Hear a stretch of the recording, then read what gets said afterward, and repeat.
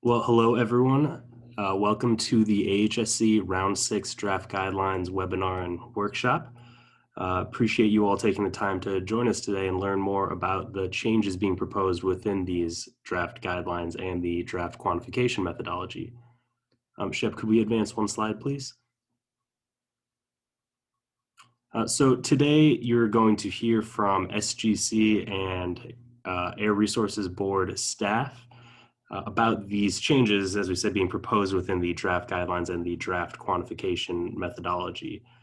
This presentation will cover those proposed changes as well as some overview information on the program, though we will not be focusing in largely on the existing criteria within AHSC. But if you would like to learn more information about the AHSC program and guidelines, take a look at the SGC resources page where you can find a recording of the Round 5 application webinar, as well as some other resources. We will be hosting a Q&A session at the end of this presentation. And just if you would like to ask questions about any of the content, please use the chat box. That is just the chat box. If you're having technical issues, please use the Q&A box. So a little confusing there, but we will be posting that message in the chat just as a reminder. Just on another note, we will be answering those questions at the end of the presentation, so please be patient in waiting for those responses. But there will be another opportunity on Thursday to ask more questions with staff, which we'll be covering later in this presentation. You can find out a bit more. But overall, if you'd like updates on the AHSC program, please visit the Strategic Growth Council website and sign up for the AHSC listserv. And with that, I'm going to pass off to my colleague, Shep Wilborn.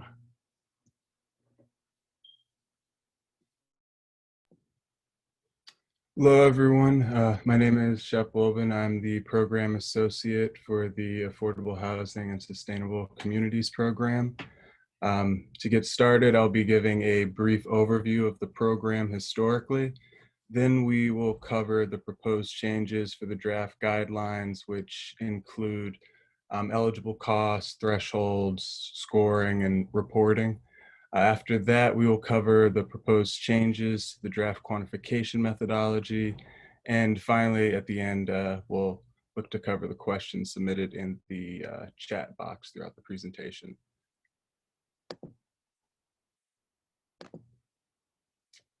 So here's a brief look ahead at the schedule for the 6th round of AHSC.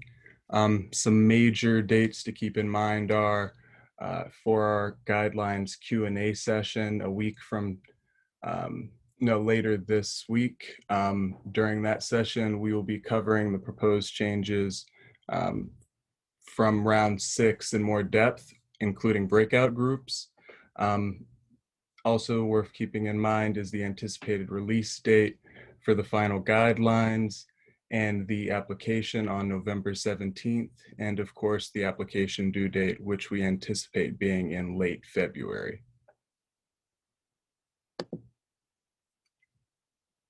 So the Affordable Housing and Sustainable Communities Program is a California climate investment program funded through cap and trade revenue. As a result, AHSC is unlike most housing programs, with GHG reduction being the central issue at its core. In service of that goal, the program is designed to encourage the development of infill affordable housing and sustainable transportation to produce healthier communities and protect the environment through reduction of greenhouse gases and vehicle miles traveled. Here is a quick outline of some of AHSC's major program accomplishments. Since 2015, AHSC has funded 127 projects across the state with over $1.2 billion in investments. The result has been total housing units of 12,250, of which over 11,000 have been affordable, 3.1 million metric tons of CO2 emissions avoided, and over 180 miles of bikeway constructed.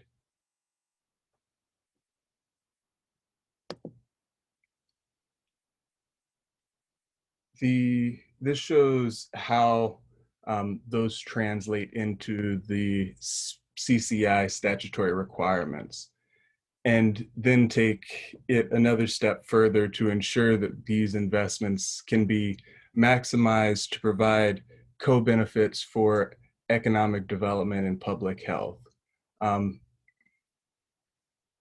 As a program funded by Cap and Trade, we are statutorily required to reduce GHGs while we invest in housing and transportation.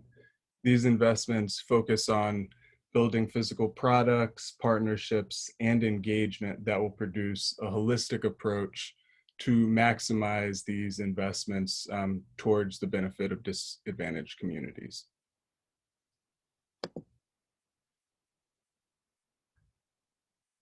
So here are AHSC's statutory set-asides.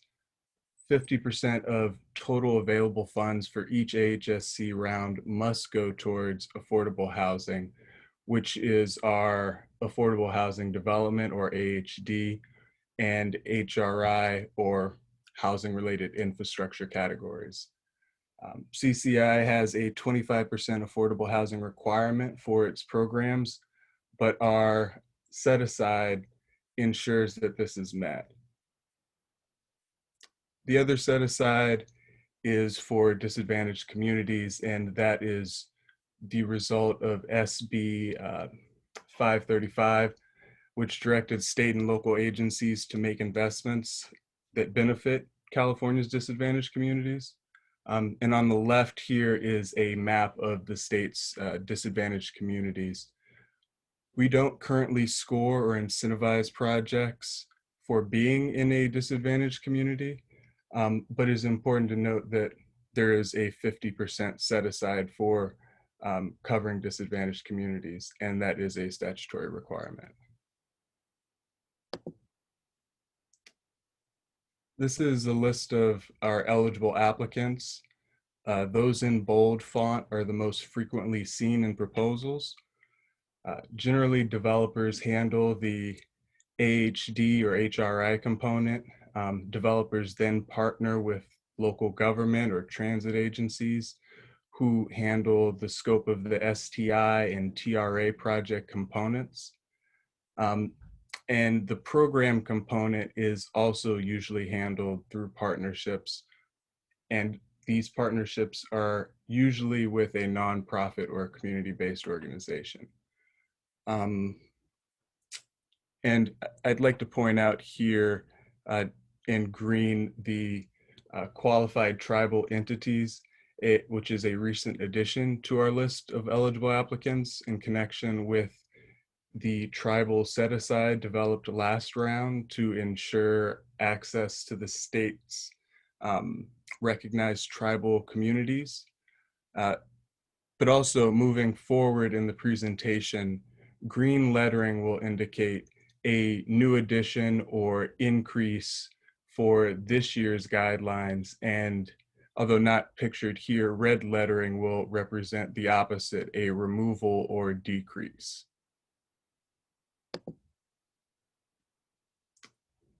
AHSC has annual funding through the auction of cap and trade credits, receiving around 20% of revenues through 2030.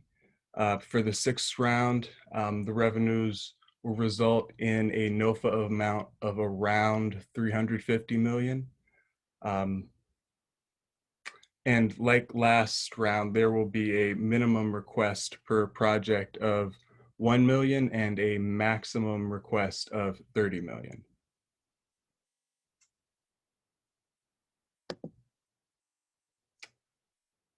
So what does AHSC fund?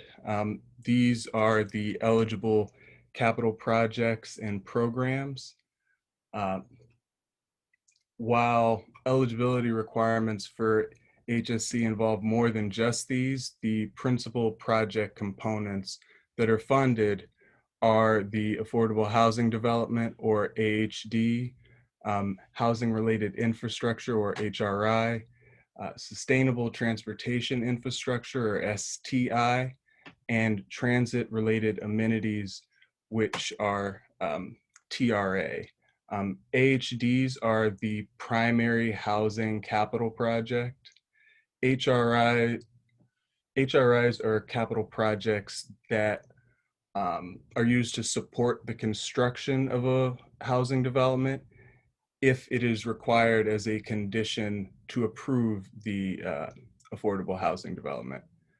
STI funds the actual infrastructure and vehicles that allow for the movement of people, while TRA funds the supporting components that influence the experience of the transit user. Typically, the funding mix per project is around 2/3 of funds going towards the AHD or HRI components, and 1/3 of the funds going towards STI or TRA components. Worth noting on the left is the extension of transit funding to returns to a return to baseline service that has been originally reduced due to COVID-19, so in green. And on the other side of the slide is programming, and programming accounts for around 1% of the typical project's funding. Most eligible programs are transportation or education related, and they are often used to complement the project's capital projects. And you'll also see here in green the recent addition of tenant legal counseling.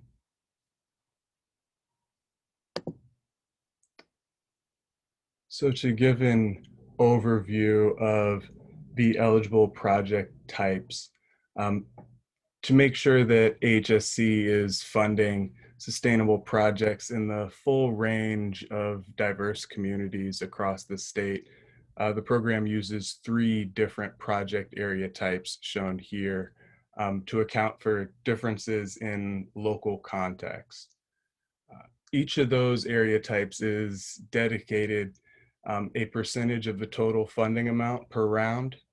So transit-oriented development, or TOD, is usually the densest area type, and it has a requirement for high quality transit. It's allotted 35% of the total funding. Integrated connectivity projects, or ICP projects, represent a more suburban area type, but it fields applications from a wider variety of local environments that can range from what you would think of as urban to suburban. And as a result, it receives 45%.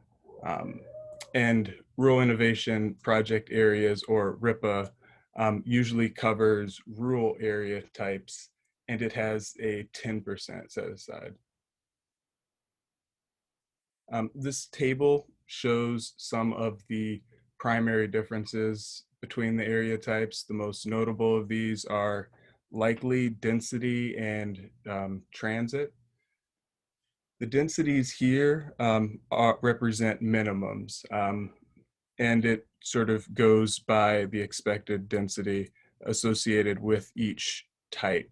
But it's worth noting that typical densities skew higher for TOD and ICP categories, with averages for TOD closer to 100 units, and for ICP closer to 50.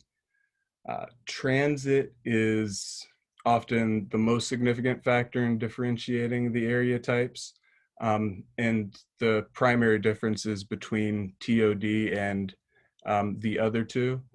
TOD projects require high quality transit, That means having headways of 15 minutes or less and operating on fixed infrastructure like heavy rail, light rail, BRT with dedicated lanes.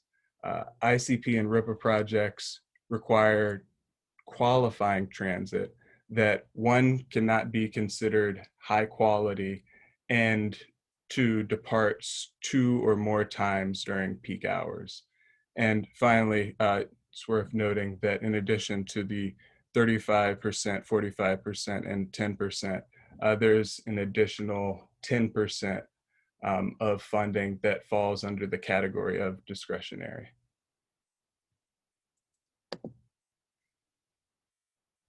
So far I've talked largely in theory, but here is sort of an example of an idealized AHSC project. The graphic simply illustrates the type of sustainable community the program aims to encourage.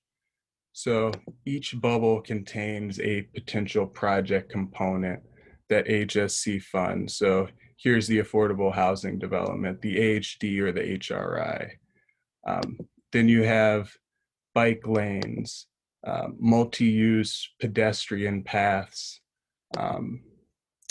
expansion of bus routes, sidewalks, which are potential STI components.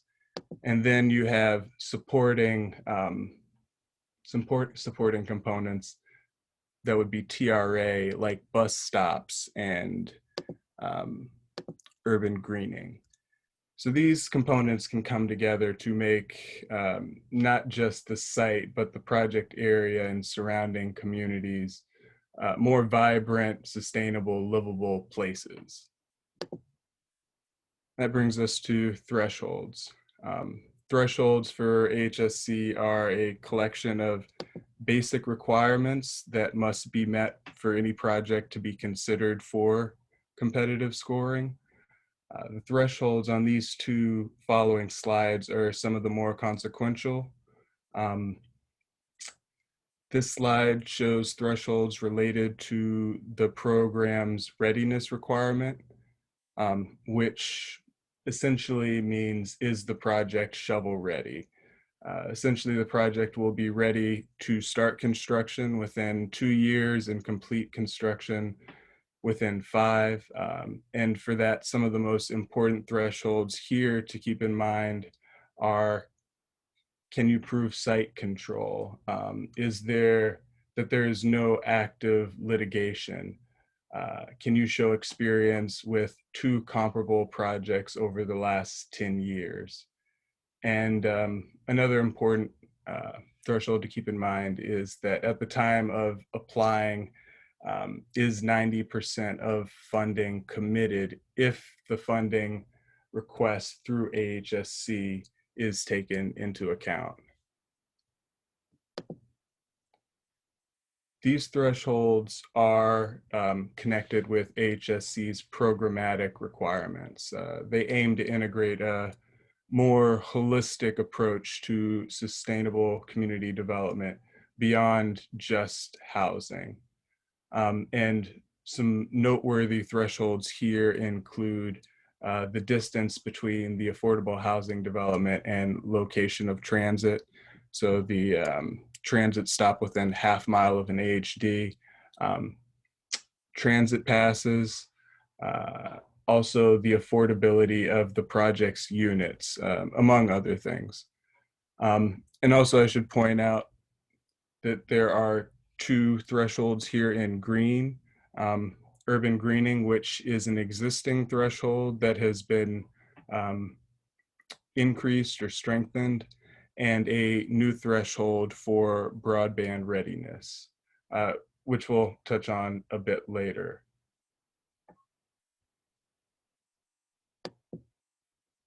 That brings us to scoring.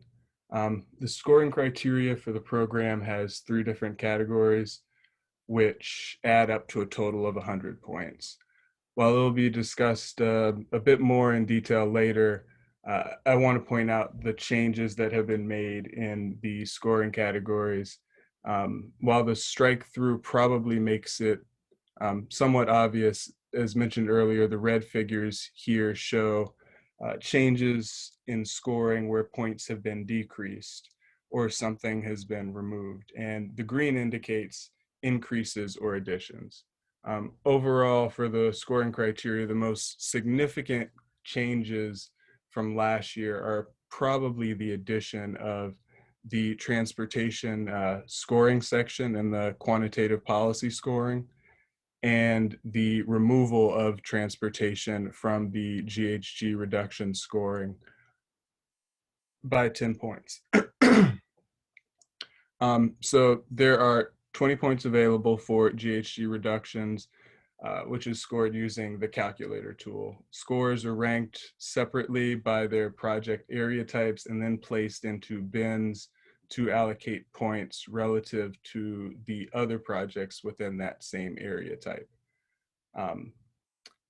There's 65 points available for the quantitative policy section. These are not counted as automatic points, but they are scored through a checklist approach. Essentially, the applicant will self-score, program staff will verify these, but these largely have been very accurately self-scored, which offers a level of predictability. And the final scoring section is the narrative scoring, which did not receive any changes this round, and it's worth 15 points. The narrative section allows for applicants to showcase important aspects of the project.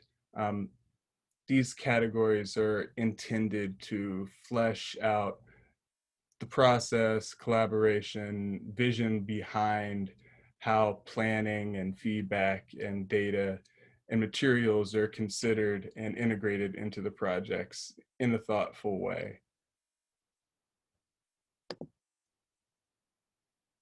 So to go a bit more in depth about the GHG quantification methodology scoring, it accounts for 20 points this round. The points for GHGs are determined in sort of this following way. Applicants put the inputs into the calculator, which calculates the total amount of GHGs reduced. The 20 points for GHG scoring is split into two. That total GHG reduction number the calculator provides is then used to score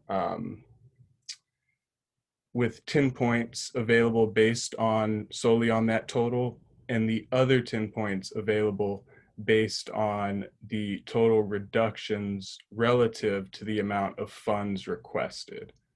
And so once again, all project types are scored only against themselves. So TOD versus TOD, ICP versus ICP.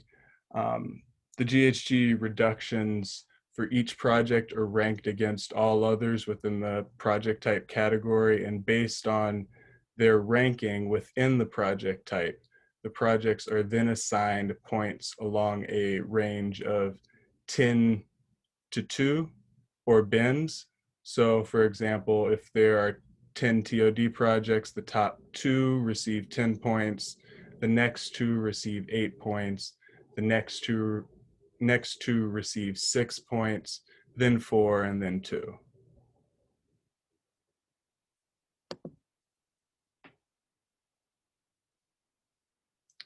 So for quantitative policy scoring, there are now 65 points available. It is not counted as automatic points, as mentioned earlier. Self-scored by applicants, reviewed by AHSC staff, and there is an opportunity for an appeal of the results. This is where criteria for things like accessibility, access to destinations, location efficiency, active transportation improvements, local policies like anti-displacement, where all of those are scored. There's several criteria covered in threshold that are then expanded upon within this section and scored.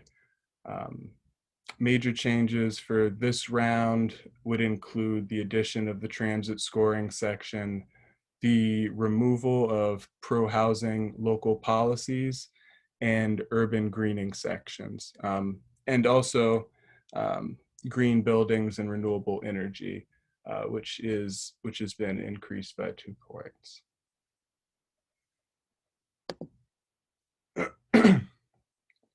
And that brings us to the narrative-based policy scoring. Narrative scoring offers applicants the ability to spell out the connection between the details and the larger vision and goals of the project. This is your opportunity to explain the story behind the process. The narrative offers the ability to not just say who you worked with, but how you worked together, to explain not just what different components were added, but to explain how they create a vision for a more sustainable community. While these topics present difficulty for a completely quantitative approach, AHSC brings together multi-agency teams of subject matter experts to review each section. Worth noting is that several of the narrative sections come with required supporting documents like the climate adaptation matrix and an event tracker for community engagement. There are additional available narrative-based policy scoring resources to assist completing these sections. And they would include planning and educational resources, our narrative rubric, which covers how the narrative submissions will be scored. We have several webinars as part of a series that cover narrative topics on the SGC website. And also there is access to prior applications through the FAST application portal. Most of these are available on our website. And for the rest, if you would like those resources, you can email our inbox for a copy.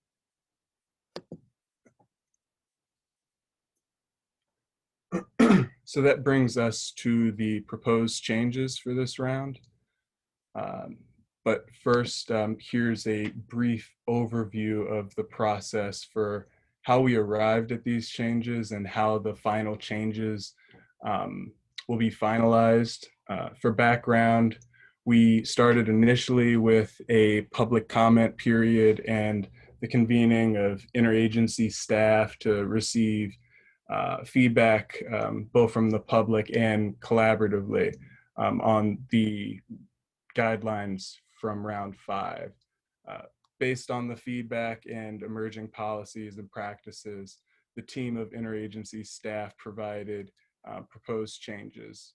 All changes then go through the steering committee leadership body, which is comprised of entities from throughout the state and representatives of our council, with several member agencies serving on both.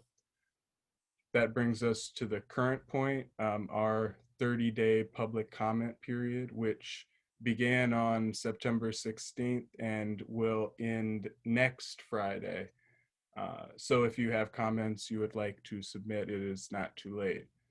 After comments are received, staff will then incorporate the feedback to present to the steering committee to get their feedback. Then that will all be put together for the proposed final guidelines by November 6th, and then hopefully adopted by the council on November 17th.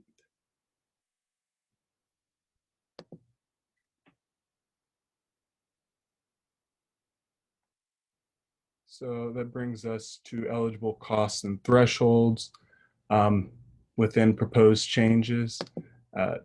These are topics that we have made changes to in the guidelines so far. So transit return to baseline, tenant legal services, broadband included under eligible costs, and thresholds include broadband readiness, affordability restrictions, homeownership funding, and urban greening. Restoring transit, this is likely the most significant eligible cost change. We recognize the complications that COVID-19 has presented to transit agencies. While expansion of service is still eligible, the pandemic has had a number of impacts, including impacts to transit agencies' ability to expand service, with many simply trying to maintain service. And also the basic ability to track things like ridership. We wanted to take all of that into consideration for this round. And so we are making both capital and operations costs eligible for restoration. And to note the difference between expansion and restoration, restoration is returning to pre-COVID service levels, and expansion means proposing something beyond those levels.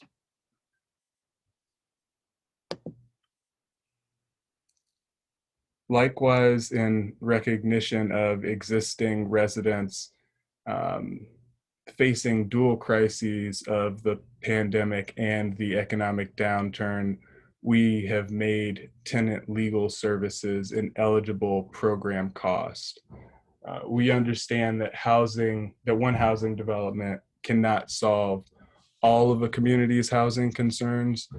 So as many communities face housing issues like eviction or displacement, this can offer an option for jurisdictions or developers partnering with local nonprofits and community-based organizations to work with legal service providers to help those facing housing concerns.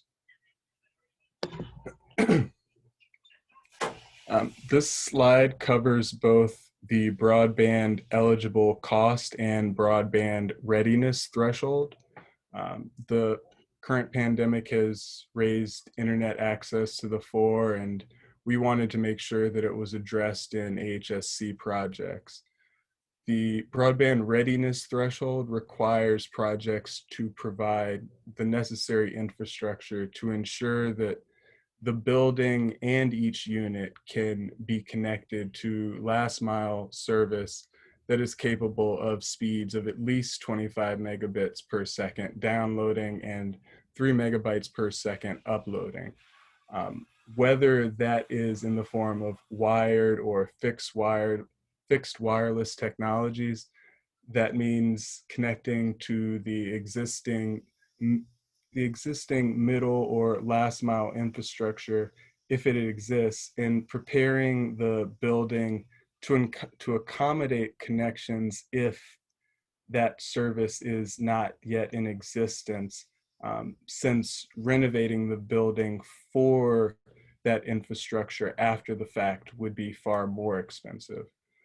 To pay for inclusion of the necessary broadband infrastructure on the site and in the building, broadband has been made a eligible cost through AHD and HRI funds.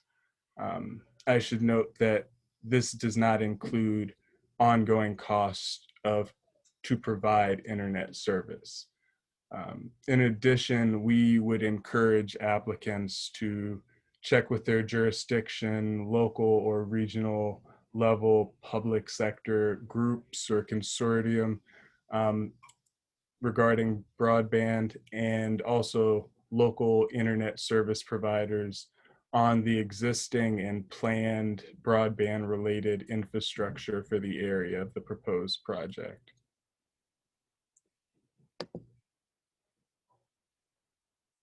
Transitioning now to the rest of the threshold changes. The next one is affordability restrictions. Average affordability for AHSC has to be 50% area median income or less.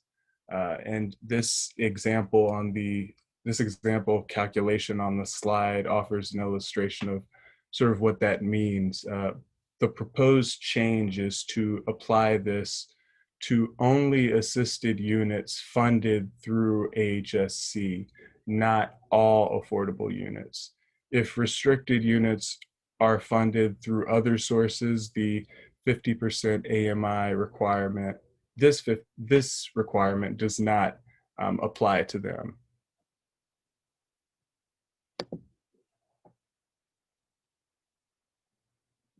AHSC has been receiving more interest in home ownership projects recently, and we recognize the role home ownership plays in building wealth and equity and within disadvantaged communities. As a result, we are proposing for funding to be raised from the existing levels to match funding provided for rental units.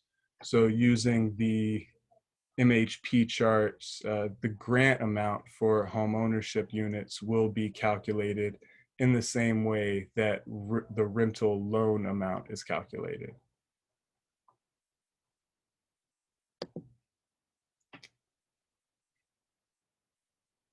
And finally, since in recent rounds, most applicants, and I believe all applicants for round 5 received the full 2 points for spending at least $200,000 on urban greening.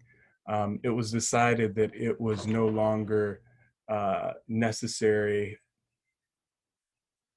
to include that as a scoring category. Instead, the existing urban greening threshold was strengthened so that $200,000 spent on urban greening would be required of all projects. And with that, I will now pass things off to Ryan to explain the proposed changes to scoring. Thanks, Shep. Hey everyone, this is Ryan Silber, the AHSC Program Manager at SGC. So as Shep mentioned, we're just going to go over now the changes to the scoring components of the program as proposed in the draft guidelines. Shep, could you take us to the next slide, please? Thank you. So as we already covered, the biggest change out of these 100 points is really the reduction of GHG scoring from 30 to 20 points and temporarily moving those points to quantitative policy to these active transportation improvements, to these transit improvements scoring.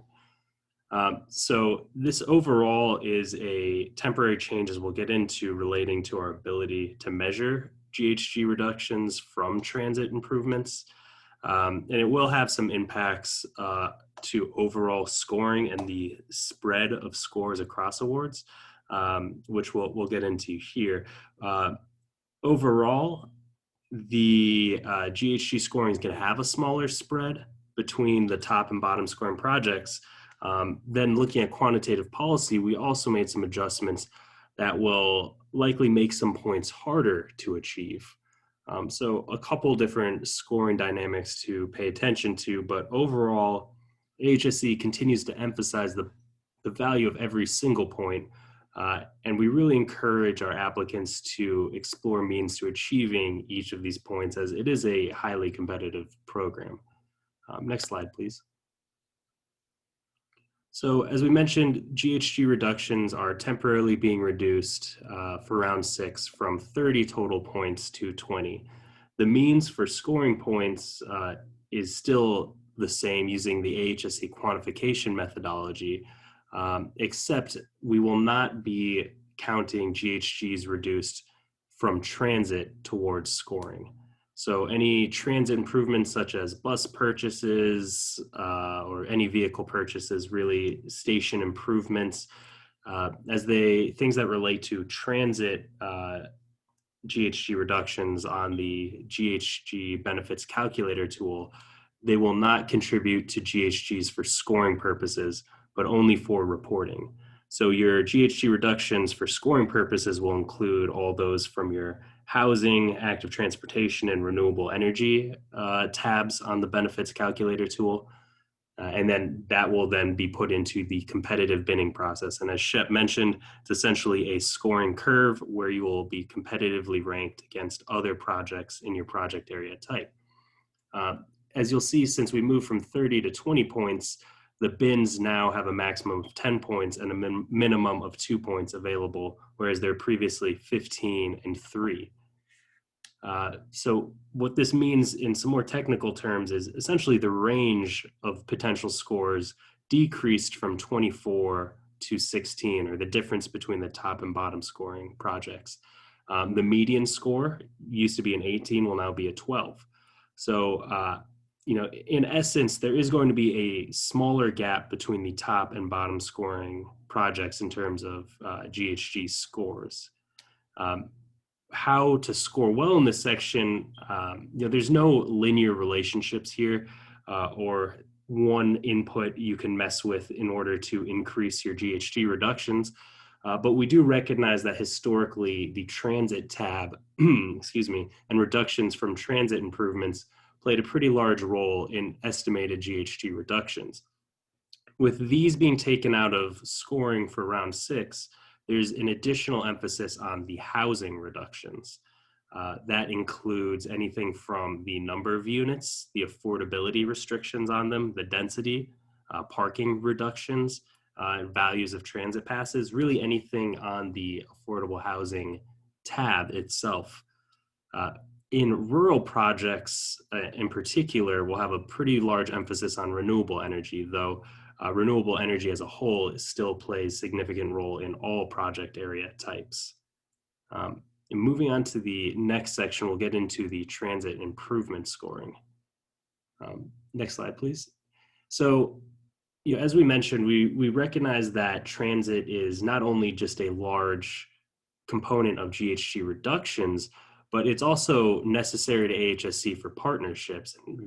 AHSC really prioritizes the interdisciplinary nature and planning processes of linking housing and transportation together, realizing the nexus of support between those two groups or two fields.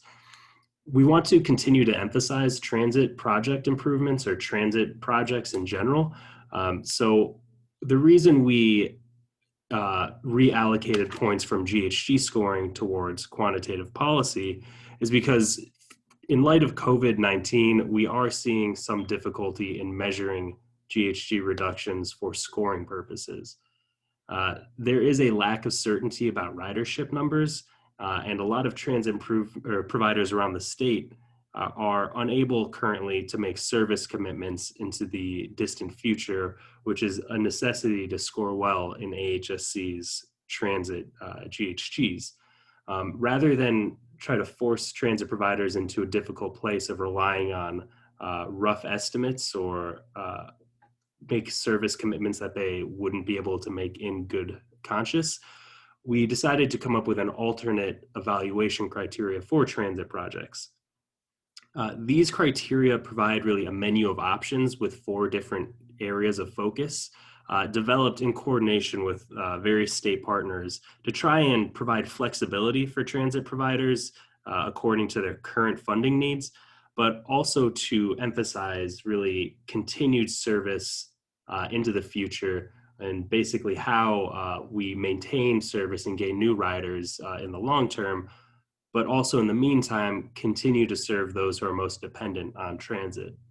So going for a couple different outcomes here, which is why there are these menu of options where transit providers can select different types of projects in order to fulfill the different types of criteria within here. It's a little bit less prescriptive in that nature. So, we realize there are multiple options here. Some might not suit all transit providers. We would definitely appreciate hearing feedback on how these criteria do or do not meet the needs of local transit providers. Next slide, please. The green building and renewable energy section received a 2-point increase in total points available and a couple adjustments within those criteria. Beginning with the green building ratings themselves, in order to qualify for these 3 points, using the LEED system, you are no longer able to just do a LEED Gold building, but is required to be LEED Platinum instead. And this is in recognition of the 2019 California Building Code updates and the lack of an update to the LEED system during that same time. So AHSC trying to continue to incentivize best practices and really taking a step beyond minimum requirements.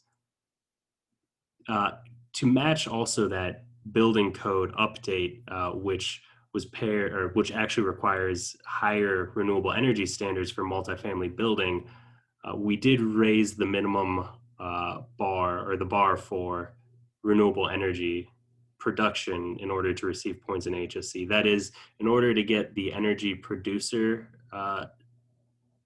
point category, to get the energy producers 2 points, you can no longer just provide 33% of renewable energy offset on site, but will be required to produce 50% of renewable energy on site. Finally, there are an additional 2 points available for all electric developments, recognizing that in order for California to meet its decarbonization goals, GHG reduction goals, we do need to decarbonize the building stock and reduce our dependence on fossil fuels. So there will be those 2 points available for developments that are all electric, and this may in future rounds become a threshold requirement. Next slide, please. For location, efficiency, and access to destinations, there are 3 points available in this category consistent with previous rounds. Though in previous rounds, we saw project areas growing quite large beyond the initial 1 mile radius and extending over multiple miles due to extensions from STI improvements. Essentially, projects that were counting key destinations in their project area were able to fulfill all the points as project areas got larger and larger. The revision to this category no longer scores key destinations in the project area, but scores key destination within 1/2 mile walking distance of the affordable housing development. This puts a renewed emphasis on the location efficiency of the affordable housing development itself, or rather how many destinations are within that walking distance of the housing development. How accessible is the neighborhood where the housing development itself is? So a renewed emphasis on that location efficiency. Next slide, please. Our anti-displacement there we go. Our anti-displacement scoring category saw a 1 point increase, and that increase was specifically for the resident anti-displacement strategies. If you're looking at the track changes version of the guidelines, it will appear that there are more substantial changes than really were made. Largely, the changes in this category were just to reorganize and clarify what qualifies for a point. So last round, there were multiple strategies contained within single bullet points. This round, those strategies are broken out into individual bullet points just for the sake of clarity. The changes to the strategies themselves, there may have been 1 or 2 actually that you can see within the revised guidelines. But largely what we're asking for is really additional documentation of these strategies, trying to clarify how the strategy exceeds any minimum state requirements, who specifically is implementing the strategy, and how really the strategy relates to the AHSC project. We're hoping this additional clarifying information will help us ensure that the anti-displacement strategies being proposed are actually effective towards the neighborhood residents and are indeed being implemented. Next slide, please. Similar to the clarity improvements that we're seeking in the anti-displacement strategy, we are requiring additional documentation in the local workforce development and hiring practices strategy. The documentation will cover the name of the organizations being partnered with, population groups served, and also the written agreement with the groups being partnershiped with to better understand the partnership and its outcomes. Additionally, there is a 1 point more available in this category. So from 2 points available to 3. And in order to incentivize multiple workforce development strategies being implemented, each strategy is now worth 1.5 points rather than 2. So as previously, it was 2 points for a single strategy. In this draft guidelines, it is 3 points, 1.5 points per strategy. Next slide, please. So with the points being added, there were also some points removed, beginning with the pro-housing local policies. This was originally included in the Round 5 guidelines as a sort of pilot program for the legislatively created pro-housing rating system. We're removing it for the upcoming round as we are only statutorily required to implement it by 2021, at which point AHSC, including other housing programs at the state, will be required to prioritize projects that are within jurisdictions deemed to be pro-housing. So that will be an official determination made by the Department of Housing and Community Development. But until that full methodology is rolled out next year, we are removing this section from our application.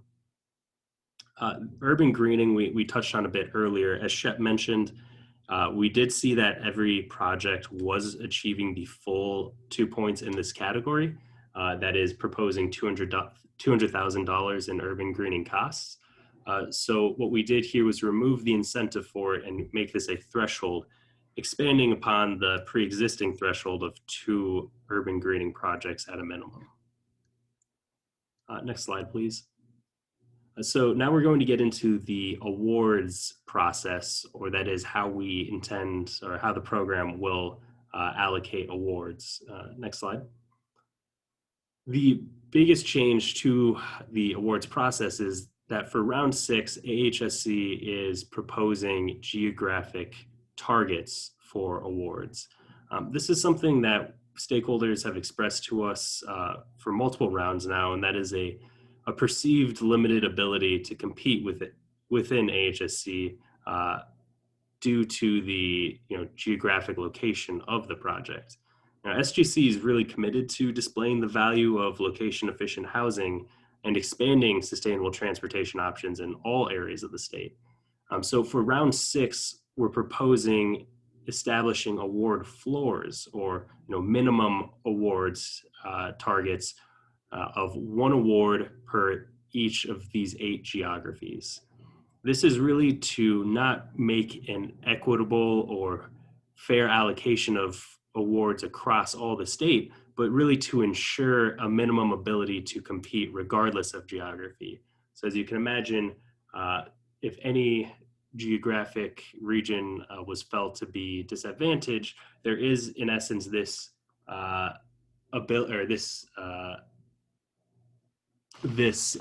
insured award, or at least 1 award will be awarded within that region or that geography itself. These 8 geographies are based upon the regional early action planning geographies established by the Department of Housing and Community Development, with an additional breakout of inland and Southern California to separate those 2 geographies, as well as shifting Ventura County into the Central Coast category. So as long as our projects meet our minimum requirements, including new scoring thresholds, which we'll cover shortly, 1 project per region is expected to receive an award. Next slide, please. So AHSC does have a number of targets and set-asides. So I know it can be a bit confusing. And if you're interested in seeing this detailed in more writing, I encourage you all to take a look at AHSC's Summary of Changes memo, which really details this order of operations more explicitly. And you can find that on the SGC website on the AHSC resources page. But really, these geographic targets, we don't expect to really change the process of AHSC awards. And there's a lot of text up here, But one way to think about this for those who are familiar with AHSC in previous rounds is that these geographic targets are in essence a commitment on how SGC will use its discretionary funding. So we say that because project area targets, 35% to TOD, 45% to ICP, and 10% to RIPA projects, will be the first allocation of awards. After that, using discretionary funds, SGC will select a tribal funding target. After those two processes are followed, the project area targets and the tribal funding target, then SGC will begin to look at geographic targets. That is, of all these projects selected through those first two processes, are there any geographies that have not received an award? So if there are not, you imagine if there was any geography that had not received an award after the project area target competition and the tribal funding target been fulfilled, then SGC would go on to use the remainder of discretionary funds to award a geographic target or multiple geographic targets if necessary. On the safeguards column on the right side, you'll see sort of this caveat. What if discretionary funds are not enough to fulfill those geographic targets? In that case, the lowest scoring project area type awarded project, or the lowest scoring project allocated through that number one on this list, will be replaced by a geographic target. So that is a possibility that could happen, but it's sort of the safeguard. We also have our minimum requirement to award 50% of our funds to disadvantaged communities. If we move through processes 1 and 2, that is the project area targets and the tribal funding targets, and our disadvantaged community target is still not met, rather than awarding the top scoring projects to fulfill our geographic targets, preference will be given to the top scoring project within a disadvantaged community. So steps 1 and 2, we're still missing a geographic target, and we're still missing our disadvantaged community target. The geographic target would then be fulfilled by a project that is the top scoring within its geography among disadvantaged community projects. If going through geographic targets is not enough to fulfill our disadvantaged community targets, it will be similar to our what happens if we don't have enough funds in discretionary toward our geographic targets. That is, the lowest scoring projects awarded through the project area process will then be dropped out in favor of a disadvantaged community project within that same project area type. So these are all caveats and safeguards here. Really, we do expect most projects to be awarded through the project area type process. That is, all projects will be first subject to the statewide competition of project area types. These are essentially safeguards to ensure some minimum access to AHSC. Next slide, please. So in being eligible for an award, we are now also proposing minimum score requirements in order to receive that award. This is to sort of in hand with the geographic targets, that is, to ensure that AHSC continues to award the best projects from around the state, maintaining a high level of quality for those projects. So anyone or any project to qualify for an award, and this goes for project area targets and geographic targets, though the tribal funding target is excluded, all projects then must receive at least 70 total points. In addition, projects must also achieve 10 GHG points, which in previous rounds is equivalent to 15 GHG points, just due to the scoring reduction in that category seen in round 6. These may seem like very high numbers at first glance, but I just want to point out that there are 65 points available in quantitative policy scoring. And in order to meet that 70-point total threshold, at the time of application, you'll have a fairly good idea of how many of those points you'll receive through quantitative policy. That remains 35 points, which you'll be a little less certain about through the narrative and GHG scoring categories. The 10 points for GHGs really is to continue our emphasis on AHSC's core component, which is a cap and trade greenhouse gas reduction program. So really putting an emphasis on one of our key components of programmatic intent. So while we did some retrospective analysis, really in the past 3 rounds of awards, there's only one project that did not meet our 70-point threshold, and only one project that did not reach that equivalent 15-point GHG threshold. So this really would not be too much of a shakeup, we suspect, in projects in the next round, just really to continue to put this emphasis on the top projects receiving award. Next slide, please. And I believe this is the end of my section, so I'll hand off to my colleague, Judith Ann.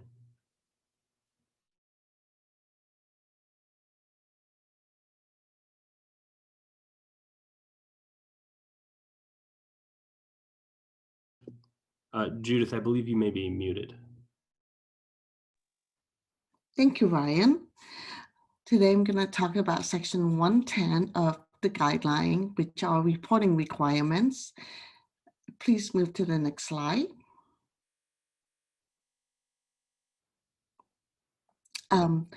So in the 2018 funding guidelines for the California Climate Investment has requirements for employment benefits and outcomes reporting. All AHSC recipients must report on jobs created as a result of the construction and delivery of AHSC projects. The California Strategic Growth Council will provide the reporting template for this. And then moving on, I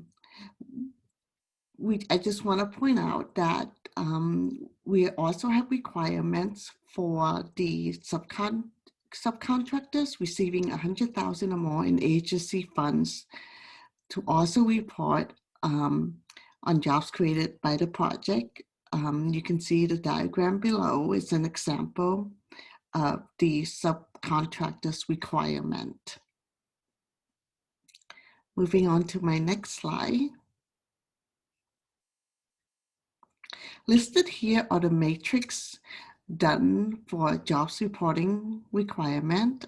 It is according to trades and classification. Please note that the matrix with the asterisks next to it also requires reporting on the priority population worker category. In our next slide, I would also like to point out that according to these 2018 funding guidelines for the climate investments, we also have outcomes reporting requirement. About 25% of AHSC awards recipients will be selected at the discretion of the council and will be required to provide outcomes reporting. In my next slide,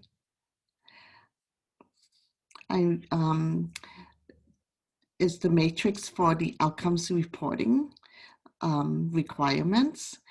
We require outcomes reportings on components such as affordable housing development, the housing related infrastructure, sustainable transportation infrastructure component, and the transportation related amenities component.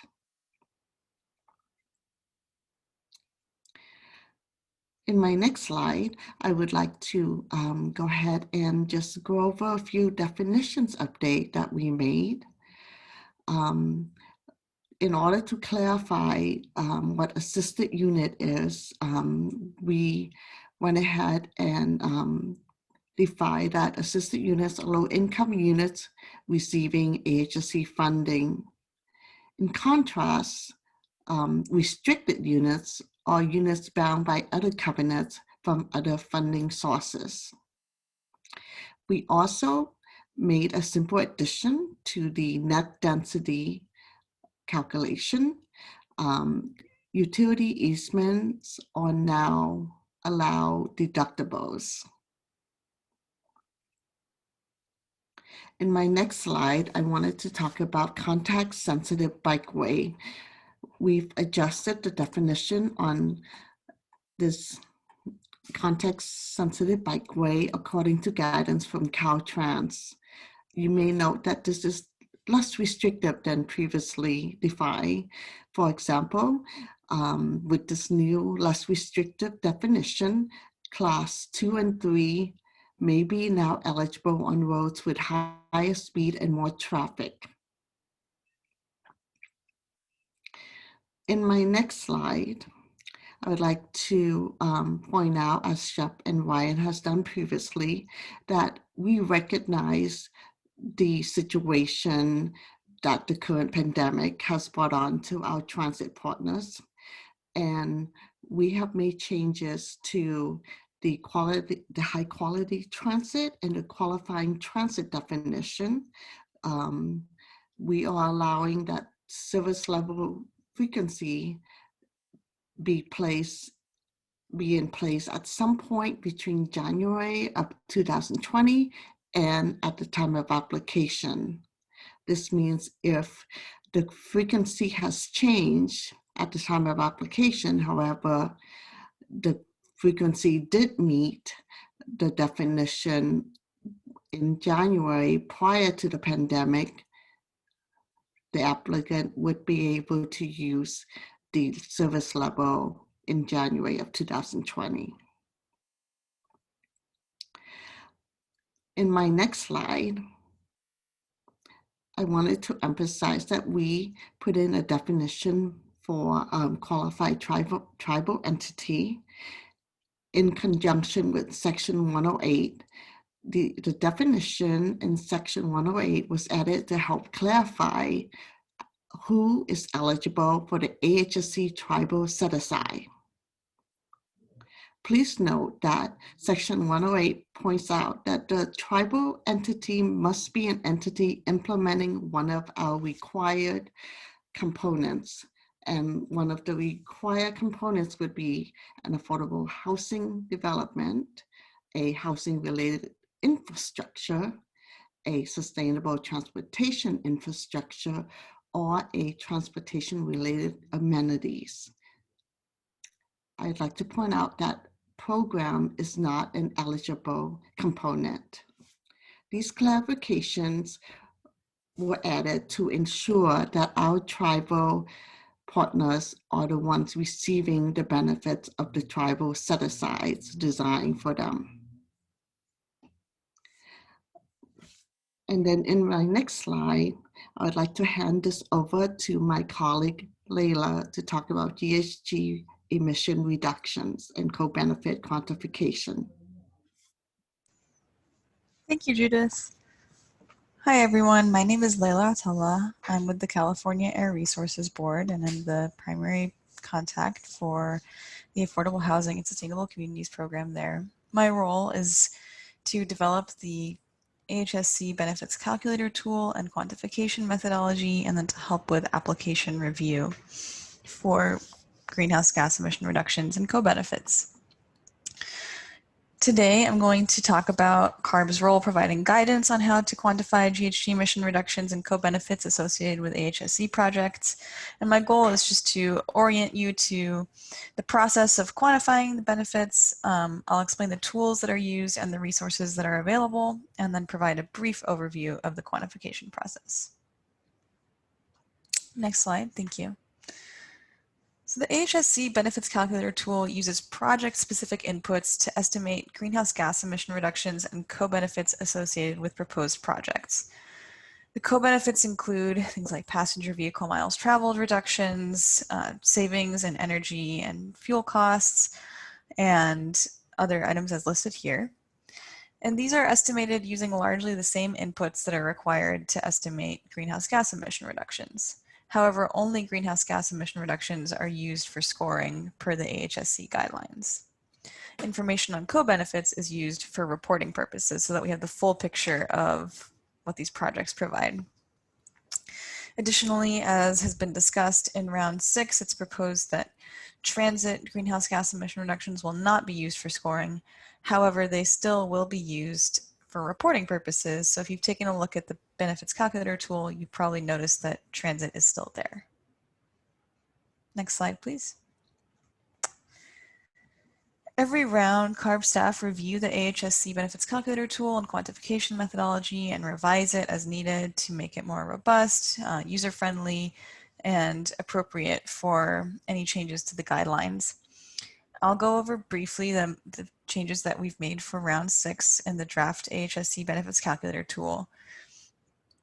Not a whole lot has changed, but first and foremost is updated underlying data. Specifically, the emission factors for passenger vehicles have been updated to reflect the impact of the Trump administration's SAFER rule. So if you've tested out, for example, the same housing project in the round 5 tool versus the round 6 tool, you might have noticed that greenhouse gas emission reductions from housing have increased, and that's because under the Trump administration's rule, the fuel economy of passenger vehicles is expected to decrease. In addition, we've taken into account some requests from applicants for more project-specific inputs. For example, on the transit tab, there's now the flexibility to define the useful life of a transit vehicle according to project-specific conditions, as well as to do the same thing for the carbon intensity of the transit vehicle fuel. On the active transportation inputs tab, we've added an option for upgrading a class 2 bike lane to a class 4 separated bikeway. We've also taken into account on the back end greenhouse gas emissions from bike share collection and distribution vehicles. Finally, in order to support the new scoring proposed for round 6, we've separated out the GHG emission reduction estimates by project component type. However, the guidelines are still going to change, so we will update that GHG summary tab as needed to match whatever outputs are going to be used for scoring.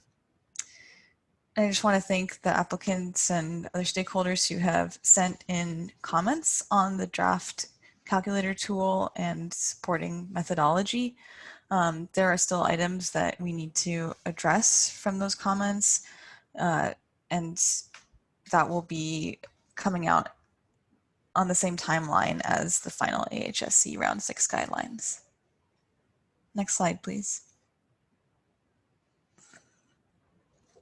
There are 2 primary supporting documents for the AHSC benefits calculator tool. First, on the left, is the user guide.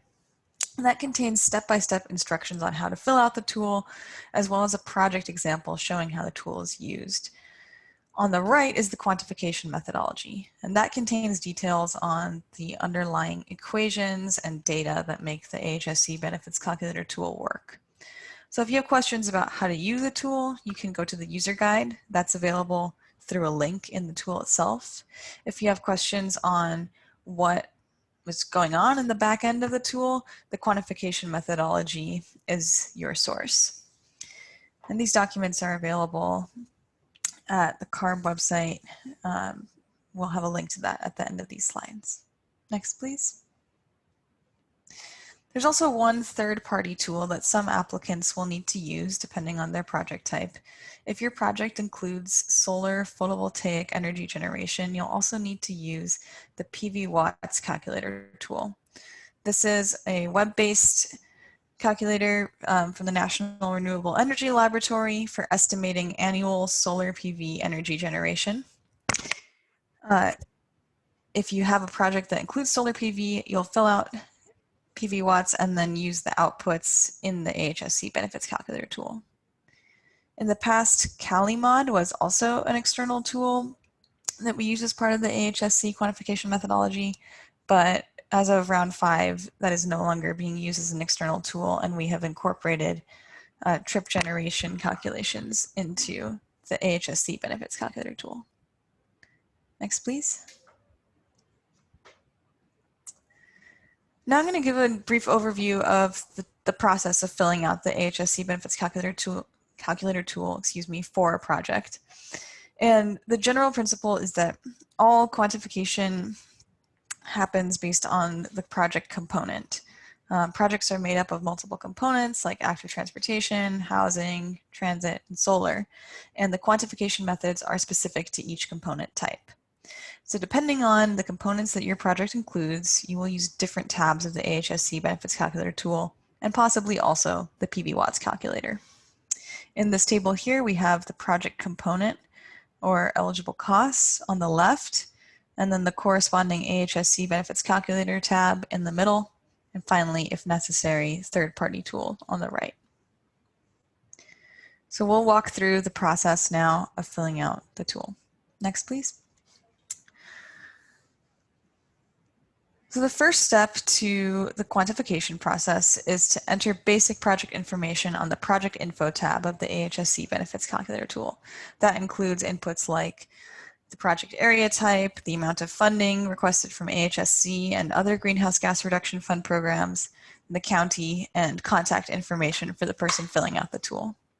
Next, please. Once that's complete, applicants should refer to the user guide to check what tabs are necessary based on the project components and identify what project-specific information they'll need to collect.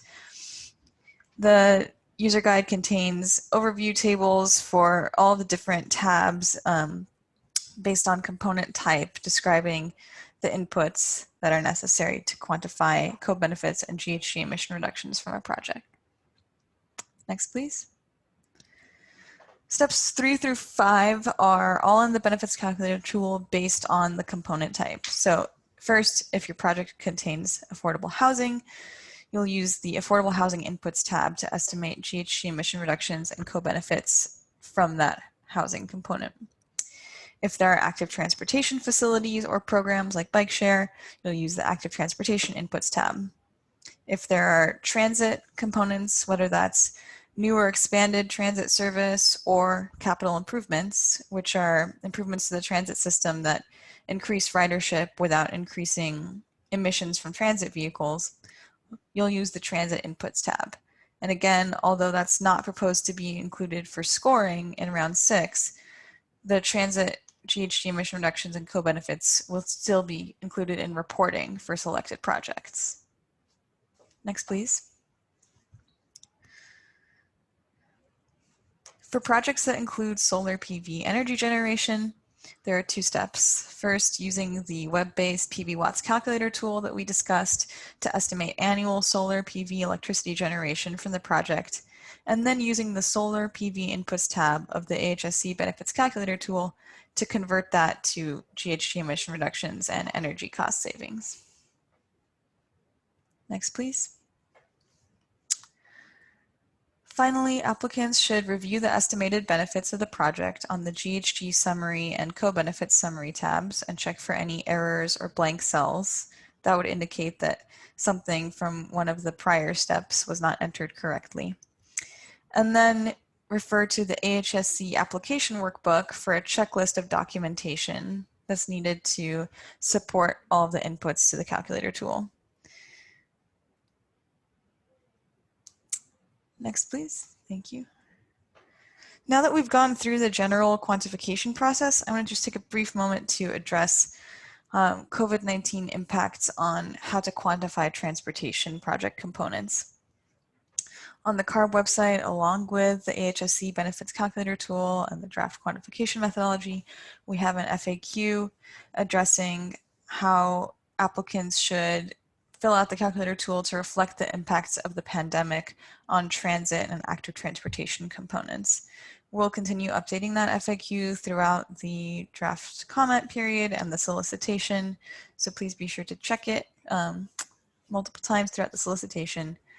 Right now, what we've included is general guidance on how to fill out the tool for transit projects and active transportation based on what we know so far about ridership and bicycle and pedestrian activity during the pandemic. For projects that are including transit components, applicants should use the latest available information on ridership and transit vehicles So that means that we're looking for information that incorporates the impacts of COVID-19. For new or expanded transit service or capital improvements, the baseline to compare to would be current ridership, that is, ridership impacted by the pandemic. For projects that are proposing to restart a service, a transit service that was stopped due to COVID-19, we would compare to a baseline of 0 ridership. Applicants should also be sure to include the latest information on the mileage of transit vehicles for whatever COVID-19 impacted service they're providing. For bicycle and pedestrian activity, there has not been a marked decrease due to COVID-19. In fact, in some places, we have evidence that active transportation usage is increasing.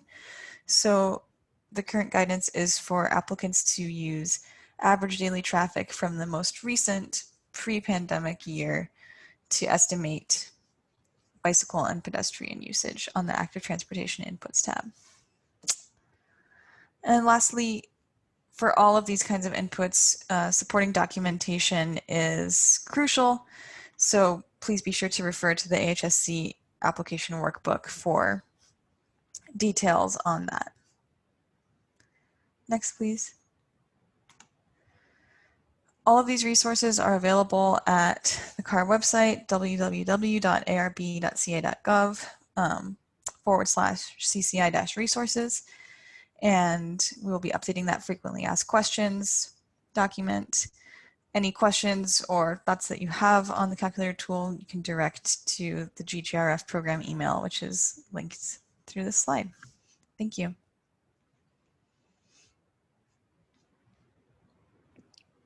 Great. Well, thanks to all our presenters here today, and thanks to all of you who've made it this far. We're now going to enter the Q&A section of our presentation.